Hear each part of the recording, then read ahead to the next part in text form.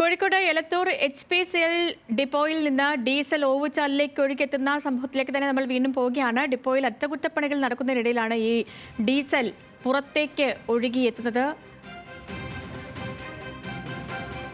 അല്ല, ഇതിപ്പോ കിണറിലേക്കും ബാക്കിയുള്ള സ്ഥലങ്ങളിലേക്കൊക്കെ ആയിട്ടുണ്ടാവില്ലേ? കടലിലേക്ക് പോയിട്ടുണ്ട്. നാളെ കാണാൻ മീൻ ചത്ത് കിടക്കുന്നത് പ്രതികരണം ഞങ്ങൾക്ക് പ്രതികരിക്കാൻ വായുകൊണ്ട് സംസാരിക്കാനേ പറ്റുള്ളൂ. അത് അന്നേരം തന്നെ ഞങ്ങൾ പറഞ്ഞിട്ടുണ്ടായിരുന്നു, ഇത് അടച്ചുപൂട്ടണമെന്ന് പറഞ്ഞിട്ടുണ്ടായിരുന്നു. ഇത് അടച്ചുപൂട്ടണമെന്ന് പറഞ്ഞിട്ട് അത് ആലോചിക്കാന്നാ പറഞ്ഞത്. ഇതുവരെ ആലോചിച്ചില്ല. ലിജോ വർഗീസ് ചേർന്നിട്ട് കോഴിക്കോട് നിന്ന്. ലിജോ, അവിടെ കുറച്ച് സംഘർഷ സാഹചര്യമാണെന്ന് മനസ്സിലാകുന്നു ഈ ദൃശ്യങ്ങളിൽ നിന്ന്. അങ്ങനെ തന്നെയാണോ? ഈ തകരാറ്, സാങ്കേതിക തകരാർ പരിഹരിക്കാനുള്ള ശ്രമങ്ങൾ ഏതുവരെയായി? തീർച്ചയായും ഇവിടെ വലിയ തോതിൽ ഇത് നമ്മൾക്കിപ്പോൾ ദൃശ്യങ്ങളിൽ തന്നെ കാണാം. ഒരു ഓവുചാലിൽ ഏതാണ്ട് ഒരടിയോളം ഉയരത്തിൽ ഇപ്പോൾ ഡീസലുണ്ട്. അതിൽ വെള്ളവും ചേർന്നിട്ടാണുള്ളത്. വെള്ളവും കലർന്ന ഈ കുപ്പിയിൽ ഇപ്പോൾ ദൃശ്യങ്ങൾ നമുക്ക് കാണാൻ പറ്റും. ആ കുപ്പിയിലുള്ള അതുപോലെ തന്നെ ഇവിടെ ഇത്ര ഏതാണ്ട് 3/4 അടിയോളം അത്രയും താഴ്ചയിൽ ഇവിടെ ഈ HPCLന്റെ എലത്തൂർ HPCLന്റെ സമീപത്തുള്ള അല്ലെങ്കിൽ അതിന് ചുറ്റോട് ചുറ്റുമുള്ള ഓവുചാലിലാണ് ഇത്തരത്തിൽ ഇപ്പോൾ ഡീസൽ പടർന്നിരിക്കുന്നത്. പൂർണ്ണമായും ഈ പ്രദേശങ്ങളിലാകെ ഇപ്പോൾ ഡീസൽ പടർന്നു നിൽക്കുന്ന. പറഞ്ഞോ, 3:30 മണി മുതൽ ഒഴുകിക്കൊണ്ടിരിക്കുക. 6:30 മണിക്കാണ് നമ്മളിതിൽ ഇവിടുന്ന് ഊറ്റാൻ തുടങ്ങിയത്. 3 മണിക്കൂർ ആയിരക്കണക്കിന് ലിറ്റർ കടലിലെത്തിക്കഴിഞ്ഞ്, പുഴ വഴി കടലെത്തിക്കഴിഞ്ഞ്. കടലെത്തിയതിന് ശേഷമുള്ള 10 ബാരൽ പിടിച്ച 2300 ലിറ്ററാണ്. 200 ലിറ്ററാണ് ഒരു ബാരലിൽ കൊള്ളുക. 200 ലിറ്റർ ആകെ പോയില്ലെന്നാണ് അവർ പറയുന്നത്. നിങ്ങളെ മുന്നിലുണ്ടാവും, ബാരൽ പോയി നോക്കിയാൽ മതി. 10 ബാരൽ അവിടെ നിറച്ചു കഴിഞ്ഞ്. അതെപ്പോഴും 6:30 മണി മുതൽ 3:30 മുതൽ 6:30 വരെ 3 മണിക്കൂർ കടലിലേക്ക് ഒഴുകിപ്പോയി. ഇതിലെ നേരെ റോഡിന് അടി കൂടെ പോയി പുഴയിൽ കൂടെ പോയി കടലിലാണ് എത്തുക. ആയിരക്കണക്കിന് ലിറ്റർ അങ്ങനെ ഒഴുകി പോയിക്കുന്നത്. ഇവർ ഓവർഫ്ലോ സിസ്റ്റം അല്ലെ, ഓട്ടോമാറ്റിക് സ്റ്റോപ്പിംഗ് സിസ്റ്റം കംപ്ലൈന്റ് ആയി, ഓട്ടോമാറ്റിക് സിസ്റ്റം കംപ്ലൈന്റ് ആയിട്ട് ഒന്നായിട്ട് ഒഴുകി പോയിട്ട് ഓരോ കോമ്പൗണ്ട് നിറഞ്ഞ് ബാക്കിയാണ് പോരുന്നത്. ഇനിയും വന്നുകൊണ്ടിരിക്കുന്നത് എന്താണെന്ന് വെച്ചാൽ, ഇനിയും അത് വന്നുകൊണ്ടിരിക്കുന്നത് അവരെ കോമ്പൗണ്ട് മുഴുവൻ ഒഴുകിയാലേ അവരവിടെ സ്റ്റോപ്പ് ചെയ്യുള്ളൂ. ഇല്ലാണ്ട് അവർക്ക് സേഫ്റ്റി പ്രശ്നം. അവിടെ തീപ്പെടുത്തേണ്ട ഒന്നേര് കത്തിപ്പോലെ കിലോമീറ്റർ കണക്കിന് കത്തിച്ചാമ്പലാവും. പരമാവധി പുറത്തേക്ക് ഒഴുകണം. കഴിഞ്ഞിട്ട് അവർ നിർത്തുള്ളൂ. ഒഴിവാക്കാണ്. പുറത്ത് പോയി മണ്ണ് അവര് എവിടെയൊക്കെ പടരും? കടലില്, പുഴയില്, കിണറില്, ഇവിടെ ഈ ചുറ്റുവട്ടത്തുള്ള മനുഷ്യരല്ലേ?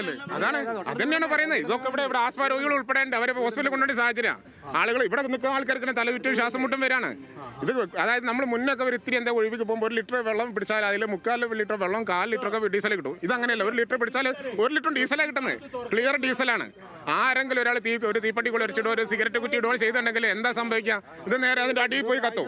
ഈ 5 ജില്ലകളിലേക്ക് പെട്രോളും ഡീസലും സപ്ലൈ ചെയ്യുന്ന സ്ഥാപനമാണ്.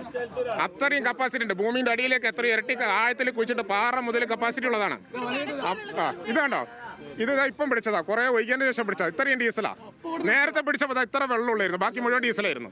ഇതാണ് സ്ഥിതി. ആയിരക്കണക്കിന് ഡീസൽ ഒഴുകിപ്പോയി. അത്രയും സുരക്ഷിത വീഴ്ചയാണ്. ജനങ്ങളെ ജീവന്റെ കാര്യത്തിൽ HP-ക്ക് ഒരു താല്പര്യമില്ല. അവർ 1.5 വർഷം അടച്ചു പൂട്ടിയിട്ട് സേഫ്റ്റി കാര്യങ്ങൾ, ഇന്റർനാഷണൽ ക്വാളിറ്റിയിൽ സേഫ്റ്റി കാര്യങ്ങൾ അറേഞ്ച് ചെയ്യാൻ വേണ്ടി കോടികളെ ചെലവഴിച്ച് 1.5 വർഷം അടച്ചിട്ടതാ. ഈ സേഫ്റ്റി കമ്മീഷണർ പെർമിഷൻ കിട്ടിയതിന് ശേഷം തുറന്നതാ. എങ്ങനെയാണ് സേഫ്റ്റി കമ്മീഷണർ ഇങ്ങനെ ഒരു സ്ഥാപനത്തിന് പെർമിഷൻ കൊടുക്കുക?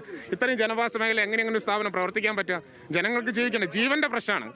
ആയിരക്കണക്കിന് ആളുകളെ തിങ്ങി നിറഞ്ഞ് ജീവിക്കുന്ന മത്സ്യത്തൊഴിലാളികൾ. രാത്രി ഇപ്പൊ നമുക്ക് എന്ത് ചെയ്യാൻ പറ്റും? ഈ രാത്രി HP ഇപ്പോൾ തൽക്കാലം ഈ സുരക്ഷിത സംവിധാനമൊക്കെ ഉറപ്പ് വരുത്തുന്നവരെ അടച്ചുപൂട്ടിടണം. നാളെ മുതൽ പ്രവർത്തിക്കാൻ പാടില്ല. അതാണ് ഞാനൊരു ആവശ്യം. ഇത് ഉറപ്പ്. നാളെ ഇപ്പൊ എന്ത് ചെയ്യാം? അല്ലെങ്കിൽ ഇന്ന് രാത്രി കഴിഞ്ഞു ഉള്ള കാര്യങ്ങൾ ആലോചിക്കും. എന്തായാലും HP ഈ രീതിയിൽ പ്രവർത്തിച്ചാൽ നാളെ ഇതുവരെ ആവർത്തിക്കും. ഇവരിത് ഞങ്ങൾ തടയാതിരുന്നത്, ഇത് മുക്കുന്നത് സുരക്ഷ രക്ഷാപ്രവർത്തനാണ്. അതുകൊണ്ട് അത് തടയാതിരുന്നത്. പക്ഷെ മുക്കി കഴിഞ്ഞ ഡീസൽ കൊണ്ടുപോകാൻ ഞങ്ങൾ സമ്മതിക്കില്ല എന്ന് പറഞ്ഞാൽ തടഞ്ഞു വെച്ചതാണ്. ആ ഡീസൽ ഉന്നതാധികാരികളാരും വന്നിട്ട് ഞങ്ങൾക്ക് നാട്ടുകാർക്ക് ഉറപ്പ് തരണം, ഇനി ആവർത്തിക്കില്ലെന്ന് ഉറപ്പ് തന്നിട്ട് മാത്രം അത് കൊണ്ടുപോയാൽ മതി എന്ന് പറഞ്ഞ് ടിപ്പർ ഞങ്ങൾ തിരിച്ചയച്ചു, ക്രെയിൻ ഞങ്ങൾ തിരിച്ചയച്ചു. ആ ഡ്രമ്മൊക്കെ ഞങ്ങൾ തടഞ്ഞു വെച്ചതാണ്. ബന്ധപ്പെട്ട അധികാരികൾ വന്നൊരു ഉറപ്പ് ഞങ്ങൾക്ക് തരണം. കളക്ടർ ബന്ധപ്പെട്ടിട്ട് കളക്ടർ IDM-നെയോ അസിസ്റ്റന്റ് കളക്ടർ ആരെയും വിട്ടിട്ടോ എന്തെങ്കിലും ഉന്നതാധികാരികൾ വന്നിട്ട് ഞങ്ങൾക്ക് ഒരു ഉറപ്പ് തരണം. അതിന് അല്ലാതെ നമ്മൾ ഇവിടുന്ന് മാറുന്നില്ല. അത് പറയാൻ ഞങ്ങൾ തടഞ്ഞു നിർത്തും. തീർച്ചയായും ഇപ്പോൾ ഈ ഇത് പ്രതികരണം കേട്ടതുപോലെയാണ്.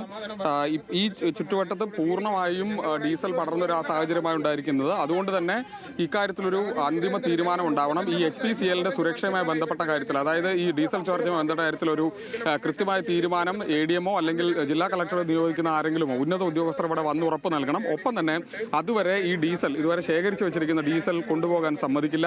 ഒപ്പം ഈ വീടുകളിലേക്കും അതോടൊപ്പം തന്നെ മറ്റ് ജലാശയങ്ങളിലേക്കും കടലിലേക്കടക്കം ഇപ്പോൾ ഡീസൽ പടർന്നിട്ടുണ്ട്. അത്തരത്തിൽ ഡീസൽ പടർന്നത് സ്വാഭാവികമായി പ്രദേശം മുഴുവൻ മലിനീകരണം എന്ന അവസ്ഥയിലേക്ക് കാര്യങ്ങൾ എത്തിയിട്ടുണ്ട്. മനുഷ്യന്റെ ജീവന് തന്നെ ഭീഷണിയാവുന്ന തരത്തിലേക്ക് കാര്യങ്ങൾ പോയിരിക്കുന്നു. അതുകൊണ്ട് തന്നെ ആ കാര്യത്തിൽ കൃത്യമായൊരു നിലപാട് പറയാതെ ഇനിയിപ്പോൾ ആളുകൾ പിരിഞ്ഞു പോകില്ല എന്നുള്ള നിലപാടാണ് ഈ HPCL എലത്തൂരുള്ള ഈ HPCL പരിസരത്ത് മുഴുവൻ, അതായത് ഇത് കോഴിക്കോട് കണ്ണൂർ റൂട്ടിലാണ് ഈ എലത്തൂർ പ്രദേശമുള്ളത്.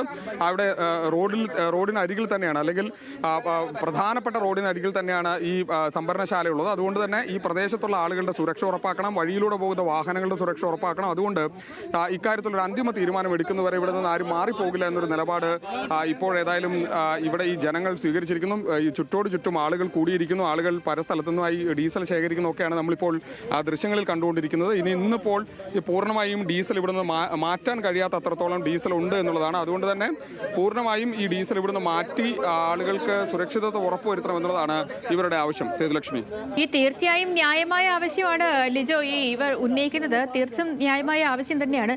ഇതിൽ ഈ HPCLന്റെ ഭാഗത്ത് നിന്ന് എന്തെങ്കിലും തരത്തിലുള്ള വിശദീകരണങ്ങളോ എന്തെങ്കിലും വരുന്നുണ്ടോ? ആരെങ്കിലും സംസാരിക്കാൻ തയ്യാറായിട്ടുണ്ടോ? നമ്മൾക്ക് പരസ്യമായ പ്രതികരണം ഇതുവരെ ഉണ്ടായിട്ടില്ല. പക്ഷേ ഇതുവരെ ലഭിക്കുന്ന വിവരം അനുസരിച്ച് ഇവിടെ പുതിയ സംവിധാനം ഉപയോഗിച്ചുകൊണ്ടാണ് ഇപ്പോൾ ഇവിടെ സംഭരണശാല പ്രവർത്തിക്കുന്നത്. പക്ഷേ ഇപ്പോൾ ഉണ്ടായിരിക്കുന്ന ഒരു പ്രശ്നം, ഈ ഓവർഫ്ലോ ഉണ്ടാകുന്ന സമയത്ത് ഒരു അലാം ഉണ്ടാവും. അത്തരത്തിലൊരു അലാം ഉണ്ടാവാതിരുന്നതാണ് ഇത്തരത്തിലൊരു പ്രശ്നത്തിന് കാരണം. അതുകൊണ്ട് തന്നെയാണ് ഓവർഫ്ലോ ഉണ്ടായത്. ഡീസൽ ഒഴുകിപ്പോയിട്ടും അറിഞ്ഞില്ല എന്ന് പറയുന്നത് എങ്ങനെയാണ് വിശ്വസിക്കാൻ പറ്റുന്നത്? പോയത് അറിയാത്തതല്ല പ്രശ്നം.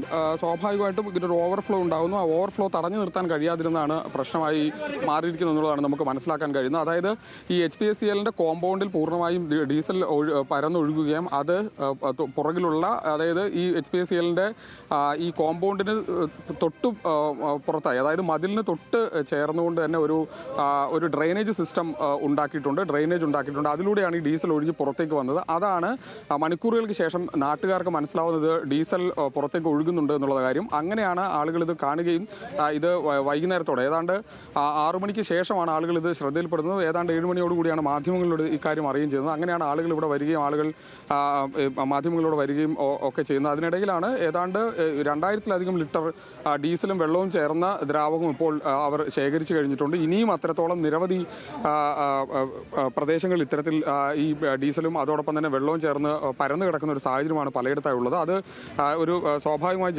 ജലാശയങ്ങളുമായി ബന്ധപ്പെട്ട് നിൽക്കുന്ന ഒരു മേഖലയാണ്. തൊട്ട് താഴേക്ക് പോകുമ്പോൾ അവിടെ പുഴയുണ്ട്, ഒപ്പം അപ്പുറേക്ക് കടലുണ്ട്.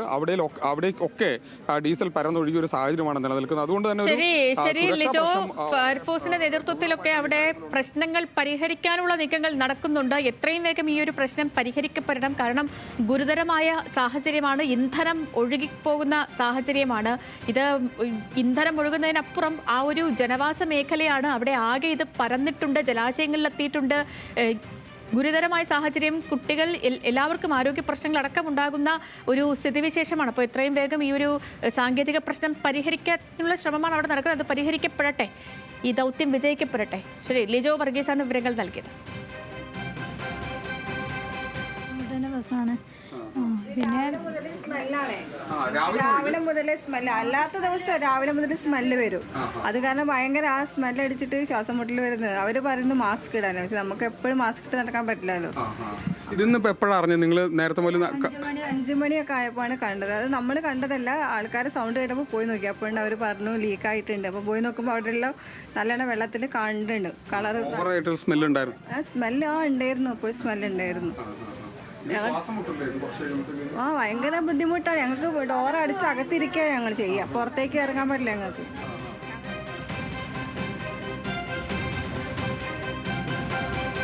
ശരി, അവിടുത്തെ സാഹചര്യങ്ങളാണ്, അവിടുത്തെ ആളുകളുടെ പ്രതികരണമൊക്കെയാണ് നമ്മൾ കേട്ടുകൊണ്ടിരുന്നത്. എലത്തൂർ HPCL ഡിപ്പോയിൽ നിന്ന് ഡീസൽ ഓവുചാലിലേക്ക് ഒഴുകിയെത്തുകയാണ്. അവിടെ സാങ്കേതിക തകരാർ പരിഹരിക്കാനുള്ള ശ്രമങ്ങൾ നടത്തുകയാണ് ഫയർഫോഴ്സും മറ്റ് സാങ്കേതിക വിദഗ്ധരും.